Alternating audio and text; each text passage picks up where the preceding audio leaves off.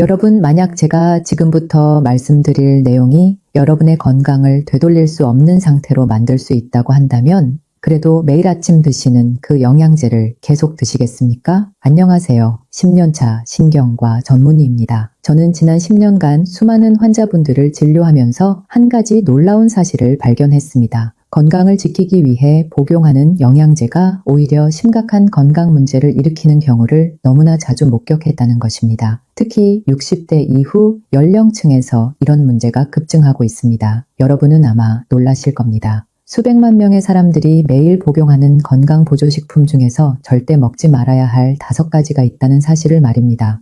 더욱 충격적인 것은 이 중 상당수가 TV 광고에서 건강에 좋다고 권장하는 바로 그 제품들이라는 점입니다. 제가 이 영상을 만들게 된 계기는 지난해 있었던 한 환자분 때문이었습니다. 이분은 건강을 위해 좋다는 영양제를 거의 10가지 넘게 복용하고 계셨는데 어느 날 갑자기 의식을 잃고 응급실로 실려오셨습니다.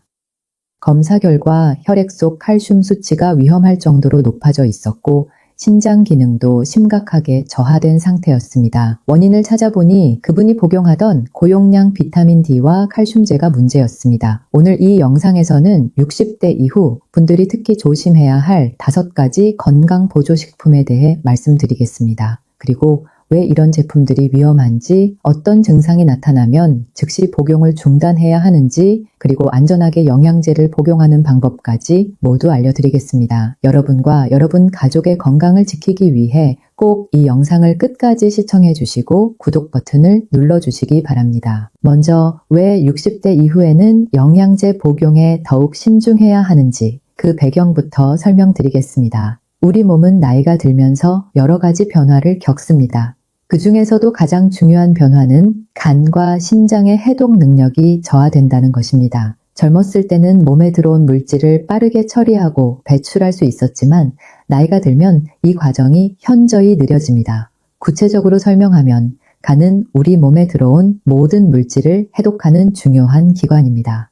약이든 영양제든 음식이든 간을 거쳐서 우리 몸이 사용할 수 있는 형태로 바뀌고 필요 없는 것은 배출 가능한 형태로 변환됩니다. 그런데 60대가 되면 간세포의 수가 줄어들고 간으로 가는 혈류량도 감소합니다.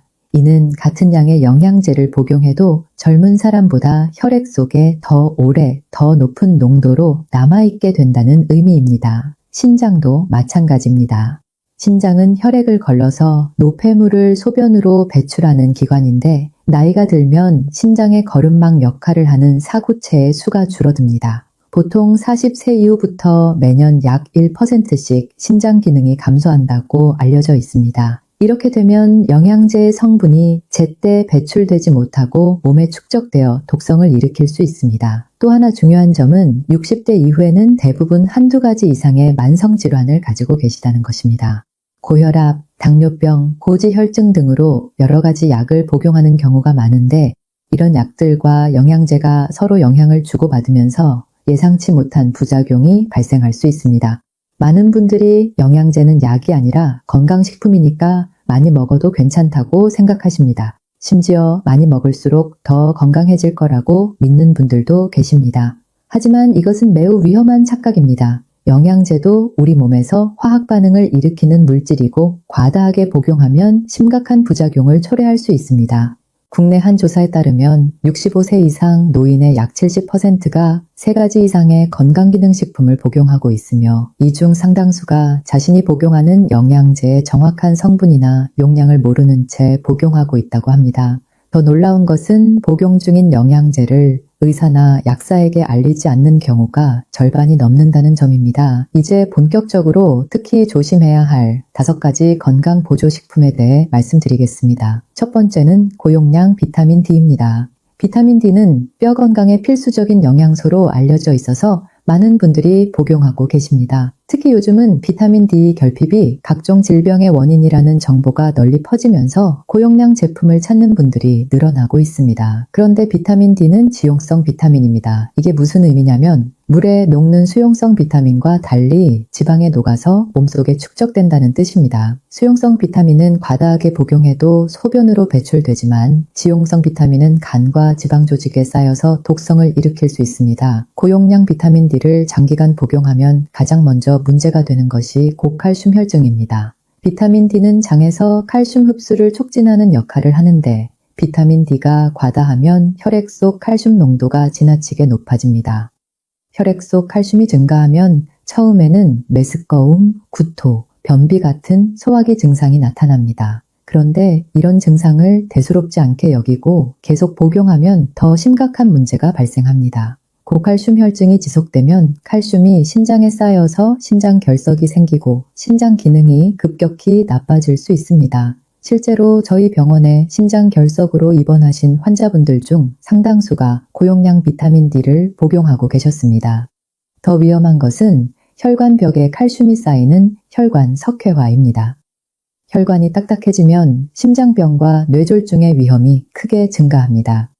또한 칼슘 농도가 높아지면 심장 박동이 불규칙해지는 부정맥이 생길 수 있습니다. 심한 경우 심장이 갑자기 멈추는 심정지까지 이어질 수 있어서 매우 위험합니다. 특히 심장 질환이 있거나 이뇨제를 복용 중인 분들은 더욱 주의해야 합니다. 그렇다면 얼마나 복용해야 안전할까요? 대부분의 성인은 하루 800에서 1000 IU 정도면 충분합니다. 시중에는 5000 IU, 심지어 10,000 IU가 넘는 고용량 제품도 판매되고 있는데 이런 제품은 의사의 처방 없이 복용하면 안 됩니다. 또한 비타민 D와 칼슘제를 함께 복용하는 분들이 많은데 이 경우 고칼슘 혈증의 위험이 더욱 높아지므로 반드시 의사와 상의해야 합니다. 두 번째로 조심해야 할 것은 대용량 오메가3입니다. 오메가3 지방산은 혈관 건강에 좋다고 알려져 있어서 많은 분들이 복용하고 계십니다. 실제로 적절한 양의 오메가3는 중성지방을 낮추고 염증을 줄이는 효과가 있습니다. 하지만 대용량으로 복용하면 심각한 문제가 생길 수 있습니다. 오메가3의 가장 큰 위험은 출혈 경향을 증가시킨다는 것입니다. 오메가3는 혈소판이 서로 뭉치는 것을 방해합니다. 혈소판은 상처가 생겼을 때 피를 멎게 하는 중요한 역할을 하는데 오메가3가 이 기능을 억제하는 것입니다. 적절한 양이라면 혈전 예방에 도움이 되지만 과다하게 복용하면 출혈이 멈추지 않는 문제가 생깁니다. 특히 위험한 것은 이미 항혈소판제나 항근고제를 복용 중인 경우입니다. 아스피린, 클로피도그렐 같은 항혈소판제나 와파린 같은 항응고제를 복용하는 분들이 고용량 오메가3를 함께 먹으면 출혈 위험이 급격히 높아집니다. 코피가 자주 나거나 잇몸에서 피가 나고 작은 상처에도 피가 오래 멎지 않는다면 즉시 복용을 중단하고 의사와 상담해야 합니다. 더 심각한 것은 내부 출혈입니다. 겉으로는 보이지 않지만 위장관이나 뇌에서 출혈이 발생할 수 있습니다. 검은색 변이 나오거나 갑자기 심한 두통이나 어지럼증이 생긴다면 응급실을 방문해야 합니다. 뇌출혈의 경우 골든타임을 놓치면 돌이킬 수 없는 후유증이 남을 수 있습니다. 오메가3는 하루 1000mg 이하로 복용하는 것이 안전합니다. 시중에는 3000mg, 4000mg짜리 고용량 제품도 있는데 이런 제품은 특별한 의학적 이유가 없다면 피하는 것이 좋습니다. 또한 수술을 앞두고 있다면 최소 일주일 전에는 오메가3 복용을 중단해야 합니다. 수술 중 출혈이 멈추지 않아 위험한 상황이 발생할 수 있기 때문입니다. 세 번째는 홍국입니다. 홍국은 붉은 효모로 쌀을 발효시켜 만든 것으로 콜레스테롤을 낮추는 효과가 있다고 알려져 있습니다. 실제로 홍국에는 로바스타틴이라는 성분이 들어있는데 이것은 콜레스테롤 약인 스타틴과 거의 같은 물질입니다. 여기서 문제가 시작됩니다. 홍국은 건강기능식품으로 분류되어 있지만 실제로는 약물과 같은 효과를 내는 것입니다. 그런데 건강기능식품은 약품보다 규제가 느슨해서 제품마다 로바스타틴 함량이 제각각입니다. 어떤 제품은 거의 들어있지 않고 어떤 제품은 약물 수준으로 많이 들어있습니다. 이렇게 함량이 일정하지 않으면 효과도 예측할 수 없고 부작용의 위험도 커집니다. 홍국의 가장 심각한 부작용은 근육 손상입니다. 의학 용어로 횡문근육해증이라고 하는데 근육세포가 파괴되면서 근육 속 물질이 혈액으로 쏟아져 나오는 무서운 질환입니다. 처음에는 근육통으로 시작하지만 심해지면 근육이 녹아내리면서 심장이 망가질 수 있습니다. 특히 이미 콜레스테롤 약을 복용 중인 분이 홍구까지 함께 먹으면 이런 위험이 더욱 높아집니다. 또한 홍국은 간에도 부담을 줄 수 있습니다. 간 수치가 올라가고 간 기능이 나빠질 수 있으며 심한 경우 간염이나 간부전까지 진행될 수 있습니다. 이유 없이 피로감이 심하거나 소변 색깔이 진해지고 피부나 눈의 흰자위가 노랗게 변한다면 즉시 복용을 중단하고 병원을 방문해야 합니다. 홍국은 의사의 처방과 모니터링 없이 복용해서는 안 되는 보조제입니다.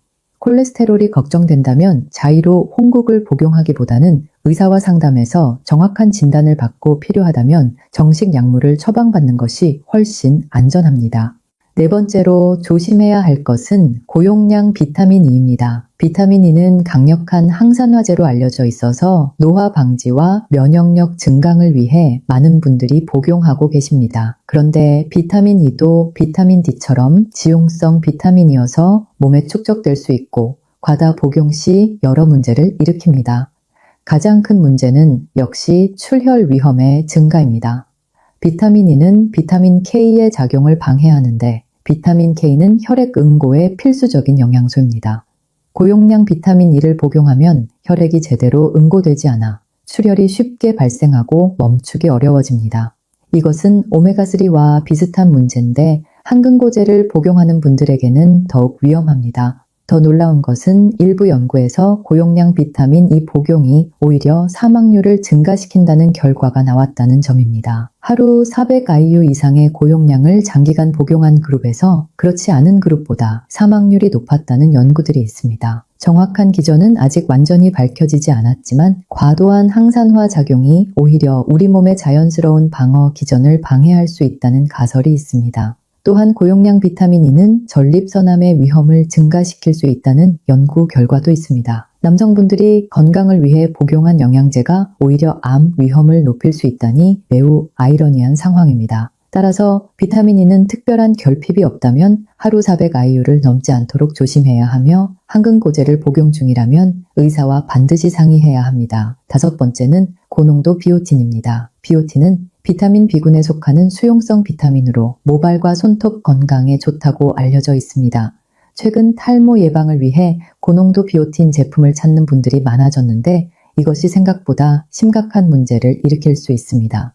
비오틴의 가장 큰 문제는 혈액 검사 결과를 왜곡시킨다는 것입니다. 많은 혈액 검사가 면역 분석법이라는 방법을 사용하는데 고농도 비오틴이 이 검사를 방해합니다. 특히 갑상선 기능 검사와 심장 표지자 검사에서 심각한 오류가 발생할 수 있습니다. 예를 들어 갑상선 기능이 정상인데도 비오틴 때문에 갑상선 기능 항진증으로 잘못 진단될 수 있습니다. 반대로 갑상선 기능 저하증이 있는데도 정상으로 나올 수 있습니다. 이렇게 되면 필요 없는 치료를 받거나 필요한 치료를 받지 못하는 상황이 발생합니다. 더 위험한 것은 심장 표지자 검사의 왜곡입니다. 가슴 통증으로 응급실에 오신 환자가 심근경색인지 아닌지를 판단하는 트로포닌이라는 검사가 있는데 비오틴이 이 검사 결과를 낮게 나오게 만들 수 있습니다. 실제로는 심근경색인데 검사 결과가 정상으로 나와서 적절한 치료 시기를 놓칠 수 있다는 뜻입니다. 이는 생명과 직결되는 매우 심각한 문제입니다. 따라서 혈액검사를 받기 최소 일주일 전에는 비오틴 복용을 중단해야 합니다. 그리고 응급실이나 병원을 방문할 때는 반드시 비오틴을 복용하고 있다는 사실을 의료진에게 알려야 합니다. 모발 건강을 위해 복용한 영양제가 생명을 위협하는 오진을 초래할 수 있다는 것을 꼭 기억하시기 바랍니다. 이제 여러분이 혹시 위험한 상황에 처해 있는지 확인할 수 있는 신호들을 알려드리겠습니다. 다음 증상 중에서 2가지 이상이 해당된다면 즉시 영양제 복용을 중단하고 병원을 방문하셔야 합니다. 첫 번째 신호는 잇몸이나 코에서 피가 자주 나는 것입니다. 양치질할 때마다 잇몸에서 피가 나거나 특별한 이유 없이 코피가 자주 난다면 출혈 경향이 증가한 것일 수 있습니다. 또한 작은 상처가 생겼을 때 피가 평소보다 오래 멎지 않는다면 주의해야 합니다. 두 번째는 소변의 변화입니다. 소변에 거품이 많이 생기거나 소변 색깔이 평소보다 훨씬 진하다면 심장에 문제가 생긴 신호일 수 있습니다. 특히 고용량 비타민 D나 오메가3를 복용 중이라면 더욱 주의 깊게 관찰해야 합니다.